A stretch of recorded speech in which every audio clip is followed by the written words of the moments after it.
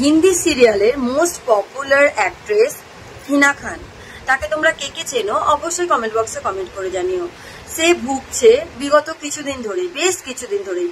তার নাকি breast cancer হয়েছে, প্রথমে ব্রেস্ট টিউমার, সেখান থেকে তাকে কেমোথেরাপি দেওয়া হয়, টিউমার অপারেশন করা হয় এবং কেমোথেরাপি দেওয়ার পরে তার নাকি আবার ধরা পড়েছে যে ক্যান্সারের 3rd স্টেজে এখন সে।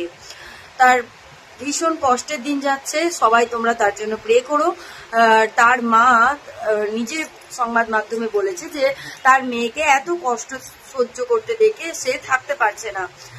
এই হিনা খান কে আগে তোমাদের সামনে সেটা ক্লিয়ার করি। এই হিনা খান হচ্ছে স্টার প্লাস চ্যানেলে একটা সিরিয়াল হতো ইয়ে রিস্তা কিয়া कहलाता है, সেই সিরিয়ালের মেন চরিত্র বা ওই সিরিয়ালের মেন কি বলবো ঘরের বউ। তো তাকে তখন থেকে আমি তাকে চিনি, তোমরা কখন থেকে চেনো তাকে সেটাও কমেন্ট করে জানিও। তো সে খুব ভালো অ্যাক্টিং করতো, আর এখন এই অবস্থায় এসে তার খুব ভালো নাম যশ খ্যাতি সবটাই হয়েছিল, কিন্তু এই মতো অবস্থায় সে অসুস্থ এবং অসুস্থ থাকার কারণে এবং ক্যান্সার হওয়ার জন্য তার সমস্ত চুল কেটে ফেলা হয়েছে। আর তার কেমো চলেছে, কিন্তু কেমো চলার পরে সে হঠাৎ করে অসুস্থ, আবার বেশি অসুস্থ হয়ে পড়েছে।